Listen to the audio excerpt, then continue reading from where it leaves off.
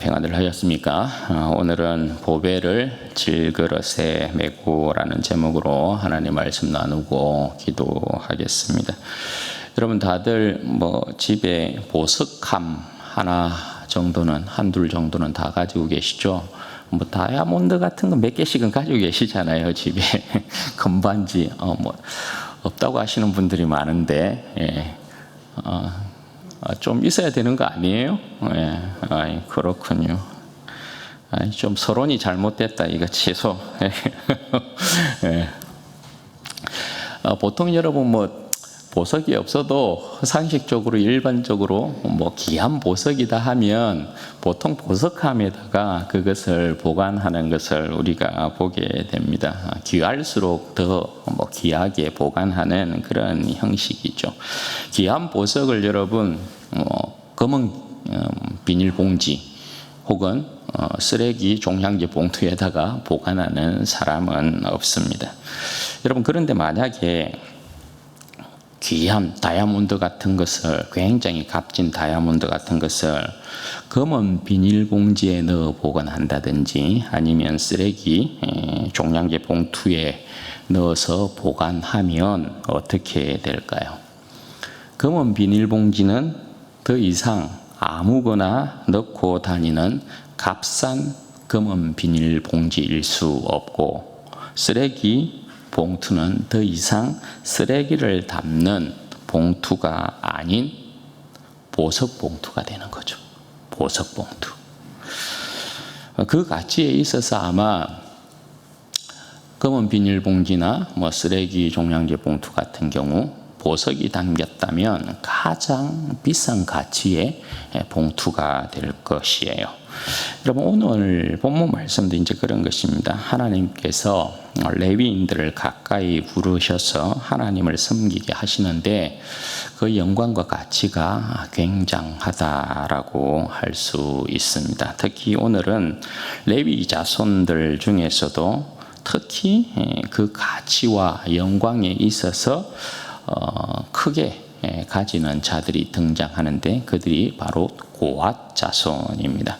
여러분 1절에서 3절 말씀을 보시면 하나님께서 모세와 아론에게 레위 자손 중에 고앗 자손을 그들의 종족과 조상의 가문에 따라 계수하도록 명령을 하시는데 30세에서부터 50세까지를 계수하도록 그렇게 명령을 하고 계십니다. 성경에 보면 나이를 통한 계수를 몇 번 이렇게 언급을 하거든요. 좀 헷갈릴 수 있는데 정리하자면 이런 것입니다. 이스라엘 지파 가운데 레위인을 빼고 20세 이상은 싸움에 나갈 만한 모든 자들을 다 계수하는 그런 이제 명령이 한번 주어졌고요. 레위인의 경우에는 총 인원을 계수할 때 1개월 이상 된 남자로부터 그렇게 다 계수를 했습니다. 그리고 오늘 본문에서 이렇게 보시듯이 회막에서 실제 중심적인 일을 하는 자들은 30세에서부터 50세까지를 계수하도록 합니다. 이들은 이제 실질적으로 회막에서의 그 일과 역사에 참여하는 그런 자들이라고 할 수 있습니다. 그리고 레위인들로 하여금 민수기 8장에 보면 25세 이상으로 또 계수하라는 명령이 있어요. 그래서 그들이 회막의 일을 하도록 이렇게 명령하는 내용이 나오는데 25세부터 민수기 8장에서 말씀하는 내용은 그들이 직접적으로 회막에서의 일을 할 때에 30세부터 50세까지는 회막에 있어서 성물을 맨다든지 성물을 옮기는 일에 있어서 직접적으로 그들이 행하지만 25세부터는 인턴 사원이라고 할 수 있어요. 성막의 일을 배우도록 하는 의미에서 성막 봉사를 하도록 하는데 25세부터 그렇게 이제 기준을 잡고 있는 거예요. 그리고 50세는 그 일에서부터 은퇴하여서 뒤로 물러나게 만드는데 돕는 직무는 계속적으로 하도록 그렇게 명령을 하고 계신 것을 보게 돼요. 여러분 여기에 이제 보면 레위 자손에 대한 실제적인 성막 봉사에 대한 인원을 계수하도록 하나님께서 말씀하시는데 제일 먼저 계수하도록 하는 자손이 여러분 어떤 자손이라고요? 고앗 자손 이렇게 되어 있습니다. 고앗 자손에 대해서 먼저 계수하도록 하면서 지성물에 대하여서 그들이 어떤 일을 해야 되느냐에 대한 부분을 같이 언급하고 있습니다. 출생의 순서에 따르면 레위의 아들들은 게르손, 고앗, 머라리 이렇게 돼요. 그런데 여기에서는 하나님께서 어떻게 해요? 누구를 먼저 계수하도록 한다고요? 고앗 자손을, 둘째인 고앗 자손을 먼저 계수하도록 그렇게 말씀을 하고 있어요. 그 이유가 여러분 뭡니까? 레위 자손들 중에서도 고앗 자손이 굉장히 중요한 위치를 차지하기 때문에 그래요. 구약은 여러분 하나님을 가까이 섬기면 섬길수록 더욱더 하나님 앞에서 귀하고 하나님 앞에서 소중한 존재라고 할 수 있고 그들이 또 누리는 영광 또한 다른 이들에 비해서 크다라고 할 수 있는 것입니다. 고앗 자손이 중요하다. 이걸 여러분 오늘 본문 말씀에서도 어디에서 다시금 이야기하고 있습니까? 18절 말씀에 보면 하나님께서 레위인 중에서 고앗 자손은 끊어지게 하지 말라 이렇게 명령을 하고 계세요. 다른 자손은 그렇게 말씀하지 않아요. 그런데 고앗 자손은 레위인들 가운데서 절대 씨가 말라서는 안 된다. 그렇게 명령을 하고 있죠. 그러니까 고앗 자손이 굉장히 레위인들 중에서도 중요하다라는 것을 알 수 있는 대목이죠. 그리고 이 고앗 자손 중에서 그 직계 가운데서 대제사장과 제사장들이 또 나오게 됩니다. 그러니까 고앗 자손은 하나님 앞에서 어찌되었든 간에 굉장히 중요한 위치를 오늘 여기에서 점하고 있다라는 것을 볼 수 있어요. 그리고 이들이 하는 일에서도 이들이 굉장히 중요하다라는 것을 알 수 있는데 이들이 여러분 성소에서 이제 맡은 일이 뭡니까? 이들은 지성물을 옮기는데 그 봉사를 하는 자들로 부름받고 있다라는 것입니다. 따라서 하나님께서 성막을 전진할 때 행진을 하게 될 때에 이들이 지성물에 대하여서 어떻게 해야 된다에 대한 부분을 같이 가르치고 계시죠. 먼저 여러분 5절 말씀에 보면 진영이 이제 전진을 할 때 회막을 거두게 되는데 아론과 그의 아들들이 성소에 들어가서 성소와 지성소를 가르고 있는 휘장이 있죠, 그죠? 그 휘장을 거두고 그 휘장을 가지고 정거개를 덮습니다. 법궤를 그러니까 그 휘장을 가지고 덮는다 말입니다. 그리고 그 위에 해달의 가죽, 뭐 쉽게 여러분들이 그냥 듀퐁이라고 하는 그 수염난 뭐라고 해야 돼? 바닥 코끼리 같은 거, 여러분 그 돌고래 같은 거 있죠? 예. 그런 거예요. 해달의 가죽은 굉장히 질기면서 비도 이렇게 비가 오면 비도 이렇게 막고 모든 오염으로부터 막는 데 있어서 해달의 가죽이 굉장히 이제 사용이 잘 되는 것이거든요. 그러니까 해달의 가죽으로 그것을 덮고 그 위에 다시금 어떻게 합니까? 순청색 보자기를 다시 덮도록 그렇게 말씀을 하고 있어요. 그리고 채를 꿰고 이동 준비를 해라 그렇게 말씀을 하세요. 이게 여러분 이제 좀 특색이 있는데 여러분 좀 복잡할 수도 있긴 있는데 어쨌든 우리가 민수기를 보는 부분에 있어서 이 부분을 어떻게 보고 어떻게 해석해야 되는가에 대한 부분은 중요하니까요.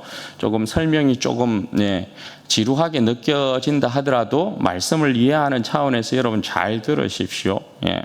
하나하나에 다 특징들이 있습니다. 그리고 7절, 8절에 보면 이제 진설병 같은 경우에요. 진설병 같은 경우에는 어떻게 하냐면 상에다가 청색 보자기를 일단 펴니다. 청색 보자기를 펴고 거기에다가 대접들, 숟가락들, 주발, 잔들을 그 위에 두고 진설병을 또 그 위에다가 두고 그 위에다가 홍색 보자기를 덮습니다. 홍색 보자기를 덮고 다시 해달의 가죽으로 다시금 덮습니다. 그리고 채를 깨워서 이동 준비를 하는 것입니다. 그리고 다음으로 9절과 10절에 보면 등잔대의 경우에요. 등잔대도 청색 보자기를 가지고 등잔대와 등잔들 그리고 불집게 그리고 불똥 그릇들 그리고 그 모든 기름을 넣는 그릇들을 덮습니다. 청색 보자기를 가지고 일단 덮고 그리고 해달의 가죽 주머니에 그것을 넣습니다. 조금 다르죠. 해달의 가죽 주머니에 넣어서 매는 털 위에 둡니다. 왜냐하면 이 등잔대 같은 경우에는 그 부속 기구들을 그 위에다가 올릴 수 있는 공간이 없잖아요. 그러니까 이것을 청색 보자기를 이렇게 덮어서 해달의 가죽 주머니 안에다가 넣고 그것을 매는 털 위에다가 이렇게 딱 둔단 말입니다. 그래서 옮길 때 같이 이렇게 옮기는 형태 그렇게 이제 말씀을 하고 있는 거예요. 그리고 다음으로 이제 금제단인데 11절 12절 말씀해 보시면 금제단 위에 다시금 청색 보자기를 펴고 그 위에 해달의 가죽으로 덮고 그리고 그 채를 깨고 이동 준비를 합니다. 그리고 부속 기구들은 청색 보자기에 싸서 이것도 해달의 가죽으로 덮어서 그 매는 털 위에다가 이렇게 둡니다. 이것도 이제 금제단 같은 경우도 공간이 부족하죠. 그래서 이것을 그 위에다가 이렇게 두는 형태가 아니고 이것들은 청색 보자기를 펴고 그것을 이제 싸서 해달의 가죽으로 이제 싸가지고 매는 털 위에다가 두어서 장 옮기는 형태 그렇게 이야기를 하고 있어요. 그리고 13절 14절에 보면 번제단이 나오는데 번제단 위에는 어떻게 합니까? 번제단은 자색 보자기를 펴니다. 자색 보자기를 펴고 모든 부속 기구들을 그 위에다가 두고 해달의 가죽으로 덮습니다. 그리고 채를 깨어서 이동 준비를 시킵니다. 여기에 보면 이제 특징들이 뭐냐 하면 지성소와 성소에 해당되어지는 모든 지성물에 대하여서는 공통적으로 청색 보자기가 사용된다라는 것입니다. 청색 보자기를 가지고 덮든지 싸든지 그렇게 합니다. 왜냐하면 이 청색이 여러분 상징하는 것이 뭡니까? 청색은 하늘과 하나님을 상징하는 색이기 때문에 그래요. 출애굽기 24장에 보면 하나님께서 이스라엘 백성과 언약을 맺으시고 그 백성의 대표인 장로들을 산으로 불러서 함께 피로연을 이제 가지는 장면이 나오는데 장로들이 하나님을 이렇게 바라보면서 피로연을 이렇게 먹고 마실 때에 하나님 발 앞에서의 그 모습을 어떻게 이야기하냐 하면 청옥을 편 듯하다 그렇게 이제 묘사를 하고 있단 말입니다. 따라서 청색은 하나님과 그의 영광을 하늘을 상징하는 그러한 이제 색으로 이야기를 하는 것입니다. 특별히 다른 성물들은 우리가 이제 보면 요 내용을 이제 보시면 해달의 가죽을 마지막으로 덮어서 전부 성물을 보호하는 형태로 그렇게 되어 있습니다. 말씀드렸다시피 이 해달의 가죽이 햇빛이나 비나 모든 오염되는 것으로부터 이 해달의 가죽이 보호하기 때문에 그래요. 여러분 성막 같은 경우도 성소의 성막 같은 경우에도 사중으로 되어 있잖아요. 사중으로 되어 있는데 맨 마지막에 덮는 장막이 해달의 가죽으로 짜여진 것을 마지막으로 해서 덮고 있는 것을 보게 돼요. 그런데 여러분 정거궤 같은 경우에 여러분 어떻게 되어 있었어요? 순서가 모든 이제 부분들은 모든 다른 지성물들 같은 경우에는 해달의 가죽을 맨 마지막에 씌워서 보호하는 형태로 되어 있는데 정거궤, 법궤, 하나님의 법궤는 여러분 어떻게 되어 있었어요? 하나님의 법궤는 해달의 가죽 위에 다시금 순청색 보자기를 덮도록 그렇게 명령하고 있었던 것을 보게 돼요. 그러니까 여러분 뭘 이야기하는 거예요? 법궤는 누가 이렇게 봐도 저게 하나님의 법궤구나. 이걸 알 수 있게끔 다른 건 여러분 해달에 이렇게 가죽으로 덮어가지고 뭐 이게 뭐지 어림짐작할 수 있지만 명확하게 뭔가에 대한 부분을 잘 몰라요. 그죠?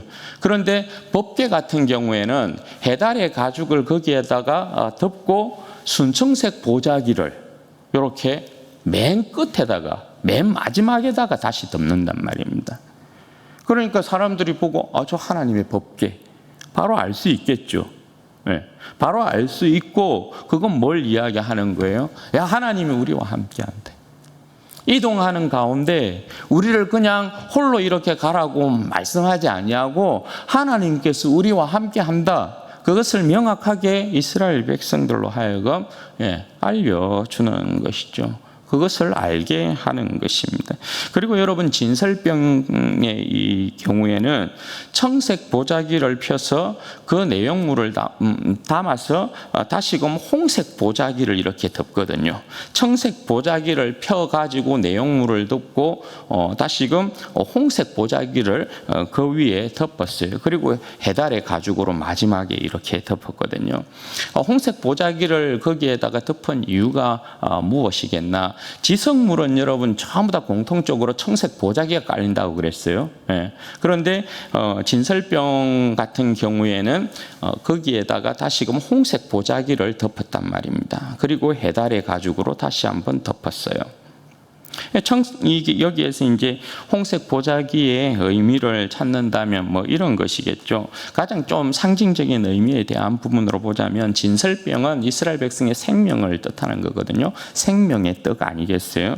그 생명의 떡이라고 이제 볼 때에 요 내용은 그리스도께서 먼 훗날 그리스도께서 피 흘림을 통한 그 백성의 생명의 떡이 된다에 대한 부분을 그렇게 이야기하고 상징하는 것이 아닐까, 그렇게 봐도 무방하다라고 보여져요. 그리고 13절에 이제 번제단의 경우에는 자색 보자기로 되어 있어요. 그죠?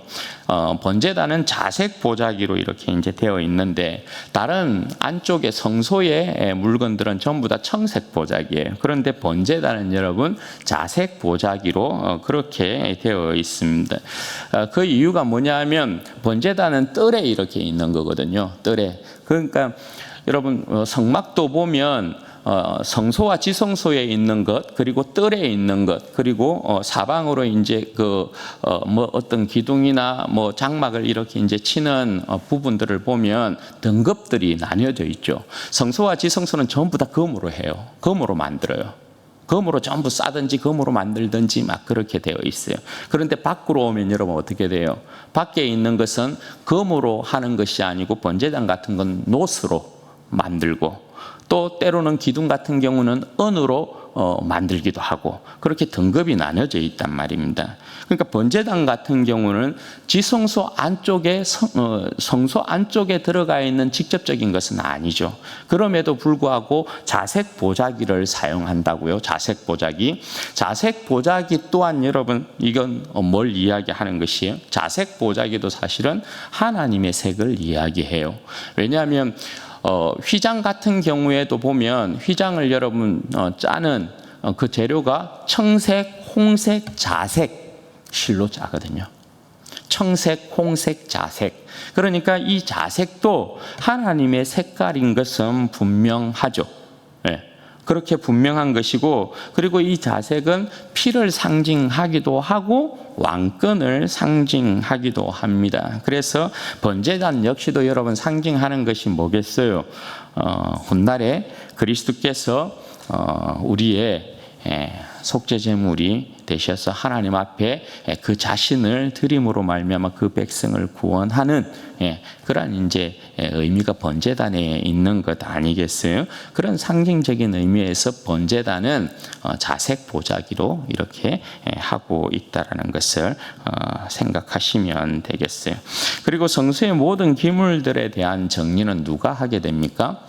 고앗 자손이라고 모두 성소에 대한 기물들을 만지고 그것을 정리할 수 없어요. 아론과 그 아들들이 합니다. 그러니까 제사장급들만 성물에 대하여서 정리할 수 있고 성물을 볼 수 있고 이동 준비를 시킬 수 있다 말입니다. 고앗 자손이 만약에 성물들을 만지면 어떻게 된다고요? 죽는다고요. 제사장이 아닌 고앗 자손들은 그냥 아론과 그 아들들이 이동 준비를 보자기를 싸고 이동 준비를 해 놓았을 때 그들은 그냥 어깨에 메고 이동만 하는 거예요. 이동만 시키는 거예요. 예를 들어서 성물을 만진다든지 그것을 이렇게 열어서 본다든지 그러면 바로 죽는다. 그렇게 말씀해요. 그러니까 고앗 자손일지라도 하나님의 거룩한 영광을 함부로 들여다보거나 해치면 바로 죽는다. 그렇게 말씀하고 있는 거예요. 그리고 16절 말씀해 보시면 아론의 아들 엘르아살이 맡게 되는 것에 대해서 이야기해요. 엘르아살이 맡는 것이 등유, 향, 메일의 소재, 관유 이렇게 되어 있습니다. 이것은 대제사장 엘르아살이 맡게 되니까 엘르아살이 또 뒤에 가면 대제사장직을 선계하거든요. 그러니까 이 재료는 특별히 성소 안에서도 가장 중요한 물품이라고 할 수 있죠. 등유 같은 경우는 여러분 등잔대를 밝히는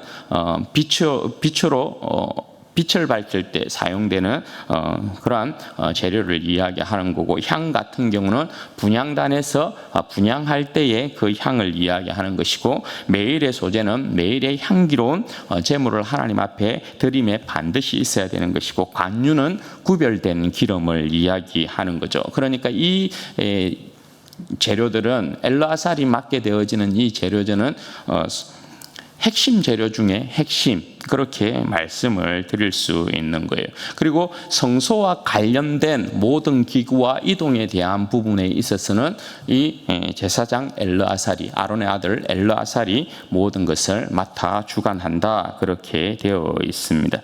이처럼 여러분 고앗 자손은 굉장히 중요하다. 이렇게 이제 이야기해요. 그렇지만 한계도 명확하게 있다라는 것을 여기에서 말씀하고 있는 거죠. 15절에 보면 성물을 맬 때 만지면 죽는다 이런 경고도 있고, 20절에 보면 여러분 또 어떤 경고가 있습니까? 성소에 그들이 함부로 들어가거나 성물을 보면 이들이 죽는다, 그렇게 또 경고를 하고 있어요. 그러니까 고앗 자손이 아무리 귀해도, 그 영광이 아무리 커도 그들이 가지고 있는 한계와 그들이 하나님을 섬길 때의 두려움은 이런 데서 있다라는 것을 이야기하고 있는 거죠. 그리고 21절에서부터 33절까지의 내용은 뭐냐 하면, 하나님께서 모세에게 게르손 자손과 므라리 자손 중에서 30세에서 50세까지 회막 봉사에서, 그러니까 이들도 실질적으로 회막 봉사에 있어서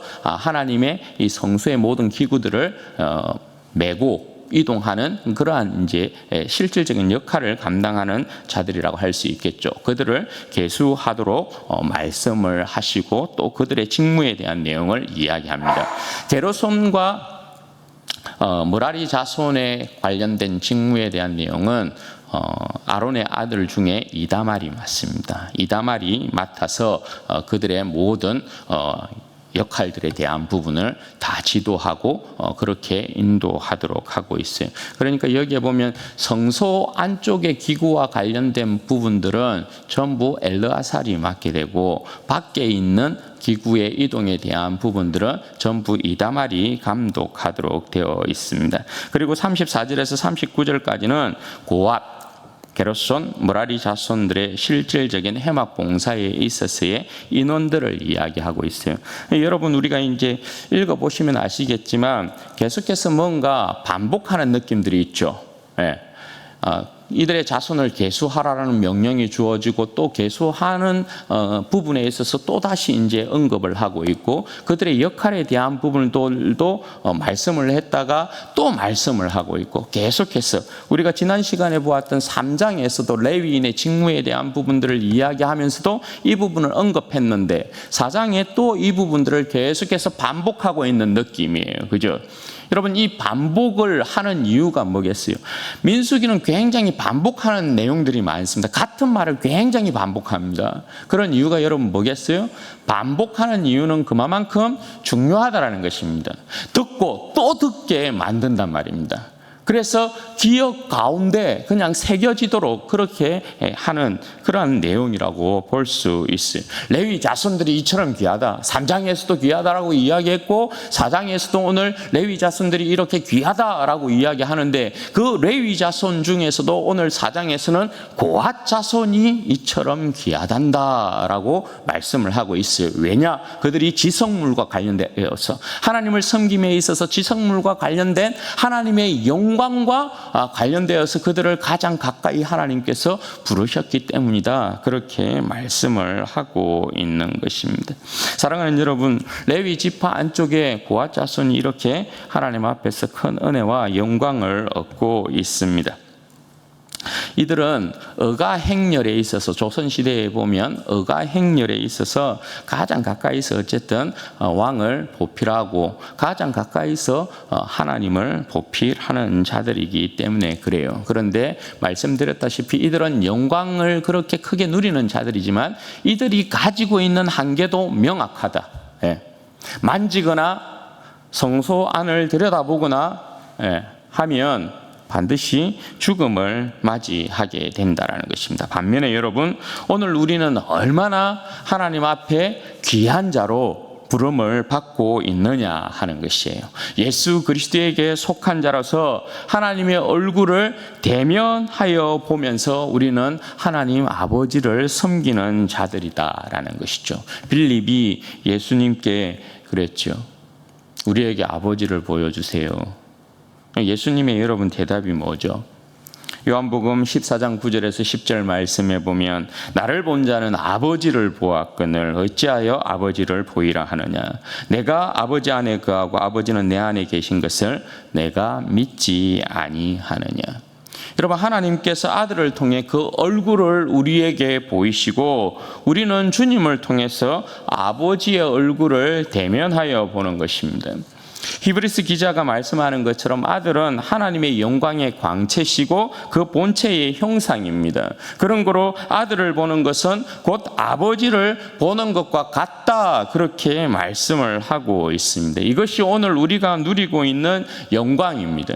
우리는 예수 그리스도를 통하여서 하나님의 얼굴빛 앞에 있는 것입니다. 지금 예수 그리스도를 통해서 하나님의 얼굴을 대면하고 있는 것입니다. 지금의 이 상황이 그런 것입니다. 그냥 이 교회 공간 안에 여러분들이 머물고 있는 것이 아닙니다. 예배의 자리로 나왔다라는 것은 뭘 이야기하냐면 예수 그리스도를 통하여서 하나님 아버지의 얼굴 앞에 있다라는 걸 이야기하는 것입니다. 우리가 하나님의 그 존전, 하나님의 그 얼굴빛 앞에 하나님과 대면하여 있는 백성이라는 것을 말씀하고 있는 것이에요. 이게 여러분 우리가 누리는 영광이란 말입니다. 구약의 그 어떠한 백성도 오늘 고핫 자손이라고 할지라도 이들은 하나님의 영광을 대면하여 볼 수 있는 자들이 결단코 아니에요. 대제사장도 여러분 그렇게 할 수 없어요. 하나님께서 그가 받으신 지성물 가운데 진설병 같은 경우에도 제사장 그릇만 먹게 되어 있죠. 지극히 거룩한 속죄제물 같은 경우에도 하나님께서 제사장에게 줄 때 하나님을 대면하여서 먹지 못합니다. 거룩한 곳에 먹어도 돌리고 먹어야 돼요. 다른 장소에서 먹어야 돼요. 지성소 앞에서 바로 그 밥상을 들지 못해요. 그렇게 맞상을 하지 못한단 말입니다. 그런데 여러분 우리는 예수 그리스도를 통하여서 오늘 하나님의 얼굴빛 앞에 이렇게 있는 거예요. 하나님께서 그렇게 우리를 대면하고 계신 것이고 우리가 그렇게 하나님 앞에서의 영광을 누리는 백성으로 이렇게 나와 있는 거예요. 그래서 우리가 겁 없이 하나님을 하나님이라 부르기도 하고 하나님을 아버지라 부르기도 하고, 그런데 그 어떠한 일도 우리 가운데 두렵고 떨리는 일이 일어나지 않는다.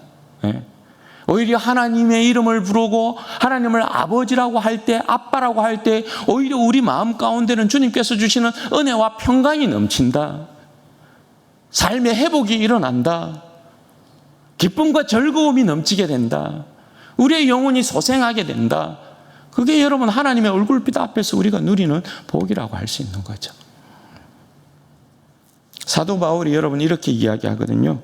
고린도후서 4장 6절에서 7절 말씀에 보면 어두운 데에 빛이 빛이라 말씀하셨던 그 하나님께서 예수 그리스도의 얼굴에 있는 하나님의 영광을 아는 빛을 우리 마음에 비추셨느니라. 여러분 보십시오. 하나님의 영광을 아는 빛을 우리 마음에 비추셨는데 누구를 통하여였어요? 예수 그리스도의 얼굴에 있는 하나님의 영광을 아는 빛, 이렇게 이야기한다고요. 예수 그리스도를 통하지 않고서는 전부 여러분 하나님 앞에 나와봐야, 하나님의 영광의 빛을 우리가 누려봐야 구약의 고아자손이나 구약의 대제사장이나 제사장이 누리는 그 빛, 완전한 빛이 아니고 뭔가 좀 어두컴컴한 그 정도의 빛밖에 안 된다라는 거예요.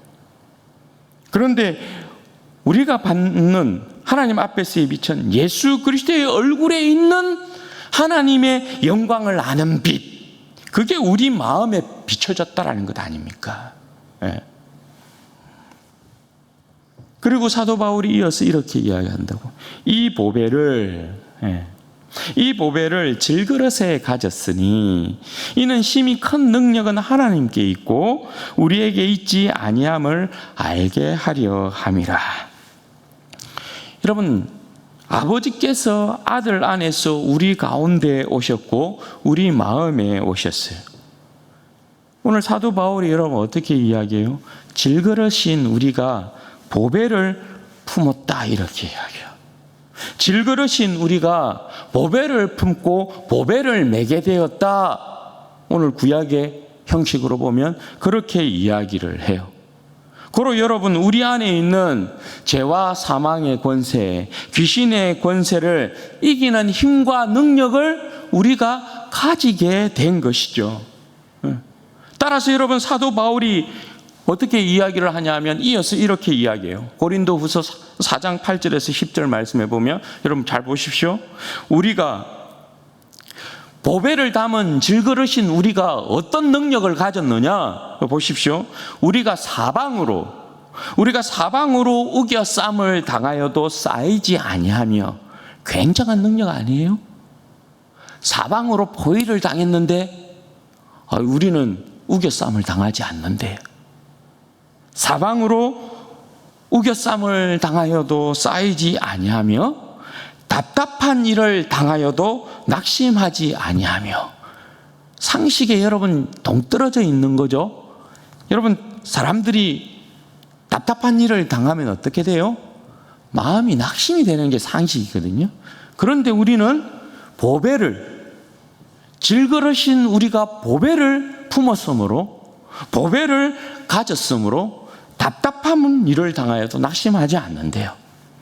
그리고 박해를 받아도 버림받지 아니하며 거꾸로 뜨림을 당하여도 망하지 아니한다. 그렇게 이야기하잖아요. 그리고서 여러분, 사도 바울이 이야기하는 게 이거예요. 우리가 항상 예수의 죽음을 몸에 짊어짐은 예수의 생명이 또한 우리 몸에 나타나게 하려 함이라. 여러분, 오뚜기처럼 계속해서 일어나는 그리스도인의 모습을 지금 이야기하고 있는 것 아닙니까? 그리스도인이 세상에서 절대 실패할 수 없고 망할 수 없고 무너질 수 없는 이유를 사도 바울은 이렇게 이야기한단 말입니다. 우리가 왜 이 세상에서 절대 실패할 수 없고 낙심할 수 없고 무너질 수 없고 질 수 없냐? 그 이유가 여러분 뭐라고 합니까? 우리가 그리스도를 품고 있기 때문이라는 것입니다. 그리스도가 우리 안에 계시기 때문이라는 것입니다. 우리는 질그릇인데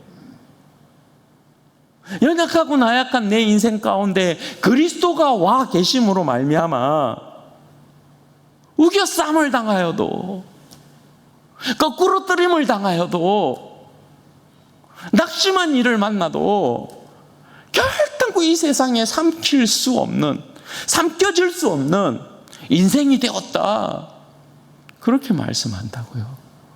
네. 그 이유가 분명히 뭐라고요? 우리 안에 누가 계시기 때문이라고요? 예수님이 계시기 때문이라고요. 사도 바울이 여러분 이렇게 이야기하잖아요. 심히 큰 능력이 하나님께 있고 우리에게 있지 않다. 에? 심히 큰 능력이 하나님께 있고 우리에게 있지 않다. 그리고 다시금 이야기하는 게, 그래서 우리가 항상 예수의 죽음을 우리의 몸에 짊어짐은 또한 예수의 생명이 우리의 몸에 나타나게 하려 합니다. 그렇게 이야기를 하잖아요. 예수의 생명이 빠지면 우리가 세상을 이길 힘이요, 죽음의 권세를 이길 힘이요, 우리한테 있지 않다고요. 그 모든 큰 능력은 하나님께 있어요. 예수님께 있어요. 그래서 예수를 담고 있는 우리 안에 예수의 생명이 나타남으로 우리가 세상을 이길 수 있는 거다, 그렇게 이야기하잖아요. 그런데 예수가 빠지면 어떻게 되는 거예요? 우리 안에 예수가 빠지면요, 우리는 먹히는 거죠. 질그릇인 우리는 깨지는 거죠. 예수가 우리 안에 나가게 되면, 빠지게 되면 우리는 여러분 세상에 대하여 산산조각 나요. 질그릇이라니까요. 질그릇. 그런데 예수님이 우리를 떠날 일이 있습니까? 없습니까? 예수님은 절대 우리를 떠나지 않는다고요. 어디를 가든지 함께 한다고요. 어디를 가든지. 순청색 고자기로 봐라. 오늘은 이 길을 가고 내일은 저 길을 가고. 여러분, 이스라엘 백성의 광야 40년이 여러분 쉬운 길은 아니었잖아요. 끊임없이 정처 없는 발걸음을 내딛는 것일 수 있다고요. 그런데 여러분, 딱 앞에서, 저들이 행진할 때 딱 앞에서 봐라, 내가 너희와 함께한다. 그게 순청색 보자기잖아요. 내가 너희와 함께한다. 주님이 여러분 우리를 떠날 일은 없다. 주님이 우리를 떠날 일은 없다. 주님께서 아무것도 아닌 질그릇 같은 우리의 인생을 찾아오셨어요. 처음부터 여러분 아셨어요. 주님은 우리의 인생이 아무것도 아니에요. 우리는 그냥 검은 비닐봉지일 뿐이고요, 쓰레기 종량제 봉투에 지나지 않는 그런 인생이었잖아요. 그죠? 누구는 5리터짜리고 누구는 뭐 1리터짜리고 뭐 2리터짜리고 그 차이만 있는 거지, 우리의 인생은 그야말로 세상에 온갖 더러운 것들을 다 채웠던 그런 인생이었어요. 그죠? 그런데 주님께서요, 그 모든, 내가 들어가야 되니까, 우리 주님께서 우리 속에 들어와야 되니까, 그죠? 주님께서 들어오실 때 그 모든 더러움들을 전부 다가 내어버린 거죠. 그리고 주님께서 검은 비닐봉지와 같은 내 인생에, 쓰레기 종량제 봉투와 같은 내 인생에 딱 들어와서 자정하시는 거예요. 질그릇과 같은 내 인생에 딱 들어오셔서 자정하시는 거예요. 내가 이제 너와 함께 할 거다. 너는 이제 내 거다. 너는 내 안에 있다. 내가 너 안에 있다. 우리 함께 이 죄와 사망의 권세에 쌓인 이 세상을 이겨내자. 그거 아니에요. 내가 네 인생 가운데 있으므로 네 인생으로 하여금 충분하고 넉넉하게 이 세상을 이기게 만들게. 주님께서 그렇게 말씀하고 계시는 거잖아요.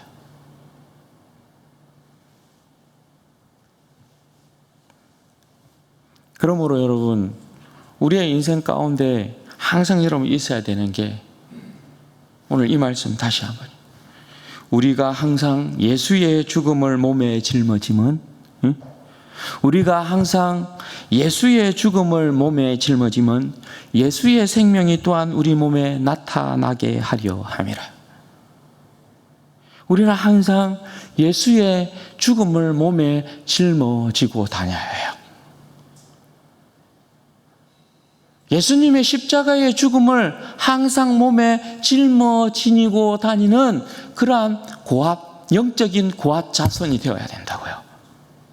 그래야만 예수의 생명이 우리의 몸에서 드러나요.